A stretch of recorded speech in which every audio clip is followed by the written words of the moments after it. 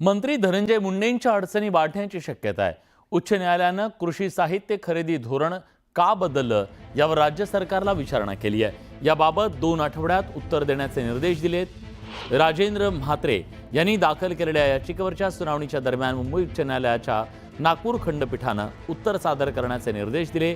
23 October 2023 ला राज्याचे तत्कालीन कृषी मंत्री धनंजय मुंडे यांनी निर्देश देऊन डीबीटी योजना बंद केली आणि सरकारकडून कृषी साहित्य खरेदीचा निर्णय घेतला होता।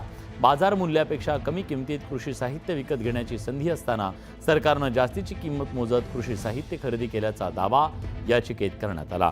यावरून मुंबई उच्च न्यायालयाच्या नागपूर खंडपीठानं राज्य सरकारला उत्तर सादर करण्याचे निर्देश दिले।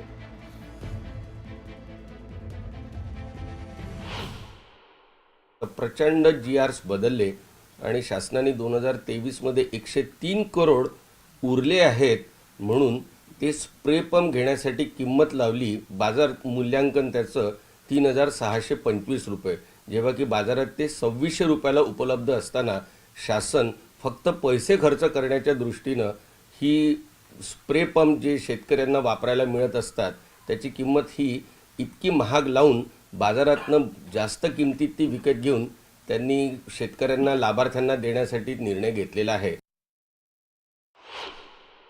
या कमिशनर जे असतात ॲग्रिकल्चरल डिपार्टमेंटचे त्यांनी एक नोट लिहून दिलेली होती की ह्या कॉस्टमध्ये हे स्प्रे पंप आणि इतर इक्विपमेंट्स घेऊ नये, विकू नये।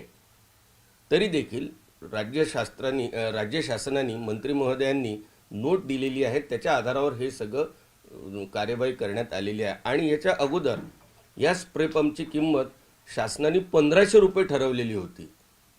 त्यानंतरही त्याची किंमत वाढून 2500 जरी झाली असली तरी आता शासन ते 3600 रुपयात शासन विकत घेऊन शेतकऱ्यांना फुकट वाटत आहे। ही अतिशय गंभीर गोष्ट असल्यामुळे शासनाच्या पैशाचा अपहार होत असल्याचं माननीय न्यायालयाने आपल्या आदेशात अपेक्षित केलेलं आहे। उच्च न्यायालयामध्ये जेव्हा एखादी कुठली केस होते किंवा पिटिशन होते तेव्हा उच्च न्यायालय सरकारला जे काही बाबी विचारतात सरकार योग्य वेळी त्याचे योग्य उत्तर देत असतं। मला वाटतं की सरकार या ठिकाणी जे काही धोरण बदललं असेल किंवा जे काही काळाची गरज असेल सरकार त्याचं उत्तर देईल। यासोबत बुलेटिनमध्ये आपण एक छोटासा ब्रेक घेतोय। कुठे जाऊ नका, पहा फक्त न्यूज 18 लोकमत।